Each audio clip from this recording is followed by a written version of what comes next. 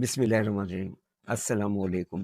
میں عبداللہ کا والد سرفراز بات کر رہا ہوں، جسے آپ عبداللہ سرفراز کے نام سے جانتے ہیں۔ لوگ میرے متعلق معلوم کرنا چاہتے ہیں، میں انشاءاللہ جب یہ حضور اکرم صلی اللہ علیہ وآلہ وسلم کی فیملی سے جو میں ان کے غمگین فیملی کے متعلق باتیں بتا رہا ہوں، ان کے گھر کے متعلق، کیونکہ لوگوں کو یہ معلومات نہیں ہے، تو اس کے بعد میں گفتگو کروں گا، کیونکہ ایسے میں میری اپنی ذاتی زندگی کی گفتگو کرنا ایسا ہے کہ توہین رسالت کی زمرے میں آتی ہے کہ میں حضور کے گھر کے معاملے میں اپنے گھریلو معاملہ لاؤں۔ اس لیے میں اس کے بعد انشاءاللہ آپ سے گفتگو کروں گا۔ اس وقت میں حضور اکرم صلی اللہ علیہ وسلم کی بیٹیوں کے متعلق باتیں کر رہا ہوں۔ مسلمانوں کا ایک طبقہ کا خیال ہے کہ سوائے سیدہ فاطمہ بنت رسول کے علاوہ آپ کی کوئی بیٹی نہیں تھی۔ عموماً شیعہ حضرات اس بات پر قائم ہیں، اور وہ صرف حضرت فاطمہ کو ایکلوتی بیٹی کا تذکرہ کرتے ہیں، لیکن شیعہ حضرات ملا محمد باقر مجلس ایرانی کو خاتم المفسرین اور رئیس المحدثین مانتے ہیں۔ انہوں نے اپنی کتاب حیات القلوب کے مختلف مقامات پر اس بات کو تسلیم کیا ہے کہ حضور اکرم صلی اللہ علیہ وآلہ وسلم کی 4 بیٹیاں تھیں۔ حضور اکرم صلی اللہ علیہ وآلہ وسلم کی 3 بیٹیاں حضور اکرم کی زندگی ہی میں وفات پا گئی تھی، اس لیے لوگوں کو تاریخ کی ناواقفیت کے باعث یہ گمان گزرا کہ سوائے سیدہ فاطمہ کے علاوہ کوئی اور بیٹی نہیں تھی، کیونکہ حضور اکرم صلی اللہ علیہ وسلم کی بیٹیوں کے متعلق میں حضرت فاطمہ کی گفتگو زیادہ ہوتی ہے اور باقیوں کے متعلق بہت کم ہوتی ہے، بلکہ نہ ہونے کے برابر ہے۔ تو آج ہم حضور اکرم صلی اللہ علیہ وسلم کی ان صحابہ ان بیٹیوں کے متعلق گفتگو کر رہے ہیں۔ پہلی بیٹی جو پلوٹی تھی نا، وہ حضرت زینب بن محمد تھی۔ محمد صلی اللہ علیہ وآلہ وسلم کی بڑی بیٹی اعلان نبوت سے 10 سال پہلے پیدا ہوئی۔ ان کی شادی اعلان نبوت سے پہلے کم سنی، بہت کم عمری میں ابو الحاص بن ربیع القیس سے ہوئی، جو حضرت زینب کے خالازاد اور حضرت خدیجہ کے سگے بھانجے تھے۔ جب نبی اکرم نے ہجرت فرمائی تو وہ طائف میں تھے۔ ان کے شوہر ابو الحاص نے اسلام قبول نہیں کیا تھا۔ جب غزوہ بدر ہوا تو اس میں وہ قریش کی طرف سے لڑتے ہوئے گرفتار ہوئے تھے۔ حضرت زینب نے اپنا ہار جو حضرت خدیجہ کی ملکیت تھا وہ بطور فدیہ ارسال کیا تھا نبی اکرم صلی اللہ علیہ وسلم کو۔ تو ان حالات میں حضور نے اس شرط پر رہا کرا کہ جان کے بدلے جان چاہیے، یعنی مطلب یہ تھا کہ میں تم کو رہا کر رہا ہوں، اس کے بدلے میں مجھے میری بیٹی زینب دے دو۔ جب یہ بات ہو گئی اور ابو الحاص رہا ہو گئے تو مکہ جا کر حضرت زینب کو اپنے چھوٹے بھائی کنانہ کے ساتھ مدینہ روانہ کرا دیا۔ راستے میں ایک مقام پر پہنچے تو قریش کے چند آدمیوں نے ان کا تعاقب کیا اور حضرت زینب جو اونٹ پر سوار تھیں ان کو نیزے سے زمین پہ گرا دیا۔ ان کا عمل ساقط ہو گیا کیونکہ وہ امید سے تھی۔ اس واقعے سے شور مچ گیا۔ ابو الحاص وہاں پہ آ گئے۔ انہوں نے جو زینب کو اس حالت میں دیکھا تو بہت غصہ ہوئے۔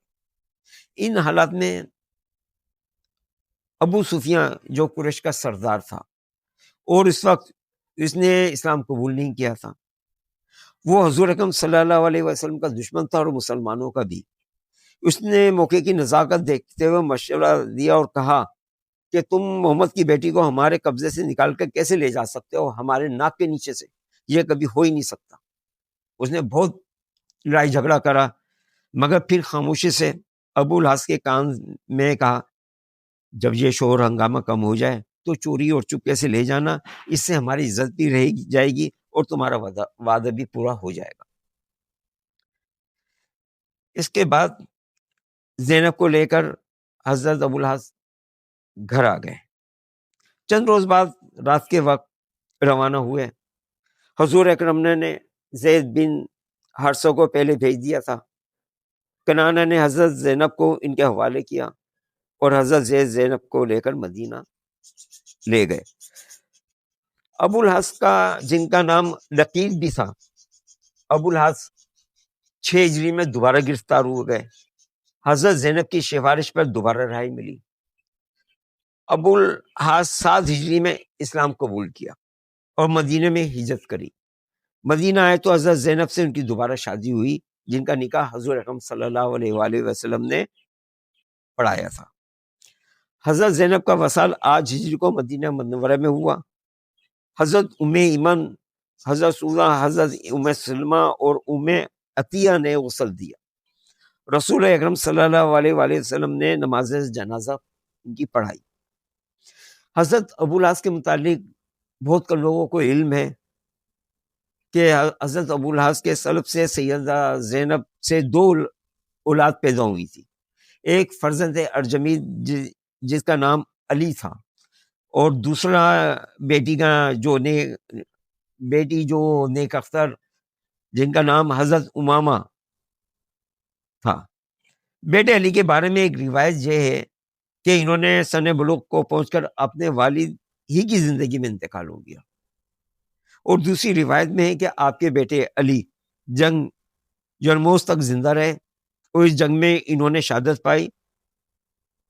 حضرت کی نواسی اور زینب کی بیٹی کے بارے میں بیان کیا جاتا ہے کہ وہ سید فاطمہ کی وفات کے بعد ان کی وصیت کے مطابق سید علی ابن طالب کے نکاح میں آئیں، لیکن ان سے کوئی نسل نہیں چلی.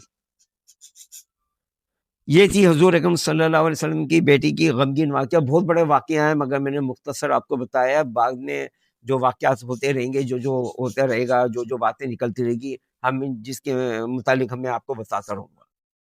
مگر ایک یہ ہو گیا کہ حضور کی بڑی بیٹی زینب تھی. اس کے بعد دوسری حضرت نبی اکرم صلی اللہ علیہ وسلم کی دوسری بیٹی جو تھی وہ رقیہ تھی. نبی اکرم صلی اللہ علیہ وسلم کی رسالت کے اعلان کے پہلے روز ہی مسلمان ہو گئی تھی. ابو لہب کے بیٹے عتبہ سے آپ کا نکاح ہوا. عتبہ کی ماں ام جمیل ابو سفیان کی ہمشیرہ تھیں. اسلام کی مخالفت میں یہ دونوں حضور اکرم صلی اللہ علیہ وسلم کے چچا اور چچی پیش تھے. ابو لہب آپ کے پڑوس میں رہتا تھا. جب اعلان نبوت کا حکم آیا تو آپ صلی اللہ علیہ وسلم قریش کو جمع کر کے کوہ صفا پر تبلیغ فرمائی تھی. ابو لہب نے مخالفت میں آواز اٹھائی. اس پر سورہ تبت نازل ہوئی. جب یہ سورہ نازل ہوئی تو ابو لہب اور ام جمیل نے عتبہ سے کہا کہ تم محمد کی بیٹی کو چھوڑ دو.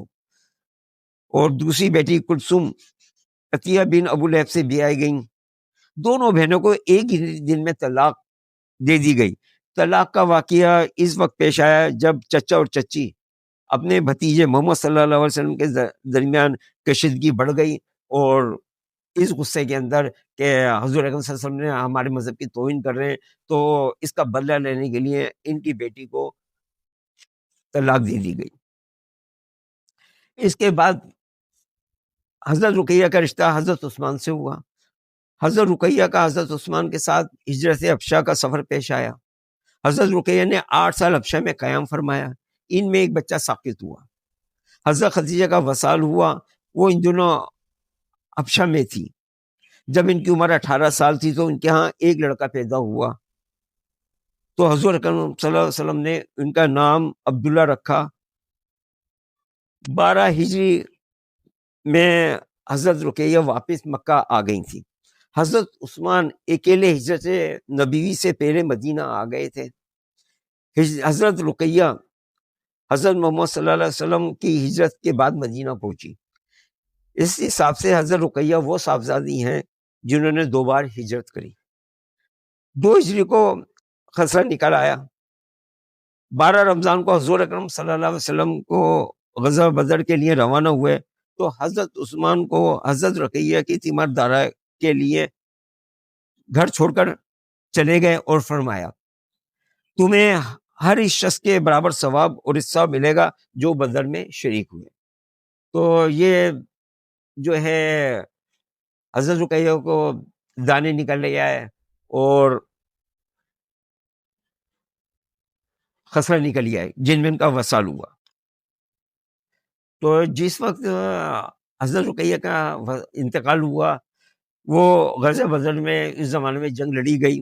جس روز حضرت زید بن حارث فتح کی خوشخبری لے کر مدینہ آئے تو اس وقت مدینہ میں کوئی نہیں تھا. سب ان کے جنازے میں گئے تھے اور انہوں نے یہ خوشخبری قبرستان میں سنائی تھی. اس کے بعد کلثوم بن محمد یہ حضور کی تیسری صاحبزادی. حضور اکرم صلی اللہ علیہ وسلم کی صاحبزادی حضرت فاطمہ سے بڑی اور حضرت رقیہ سے چھوٹی مکہ میں پیدا ہوئی۔ پہلا نکاح ابو لہب کے بیٹے عتبہ سے ہوا، لیکن رخصتی نہیں ہوئی تھی۔ جیسے وہ میں نے پہلے کہا ہے کہ سورہ لہب یا تبت جو نازل ہوئی، اس دن لڑائی میں دونوں کو حضور اکرم صلی اللہ علیہ وسلم کے اختلاف پہ جو دونوں کو طلاق ہو گئی، تو اس کے بعد آپ کی پرورش حضور اکرم صلی اللہ علیہ وسلم اور ان کی پرورش جو ہے حضور اکرم صلی اللہ علیہ وسلم اور حضرت خدیجہ کی آغ و شفقت میں ہوئی تھی، اور انہوں نے حضرت سوزہ اور حضرت فاطمہ کے ساتھ مدینہ میں ہجرت کری۔ بڑی بہن حضرت رقیہ کے انتقال کے بعد آپ کا نکاح 3 ہجری میں 624 عیسوی کو حضرت عثمان سے ہوا، مگر یہ ان کی زندگی زیادہ نہیں رہی، جو اس وقت آپ کی عمر 19 سال تھی۔ شادی کے 6.5 سال بعد آپ نے وفات پائی۔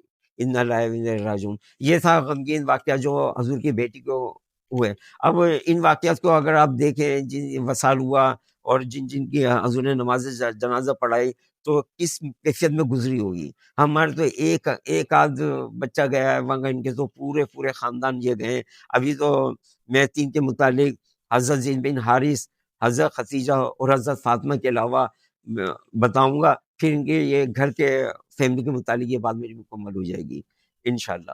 اللہ حافظ۔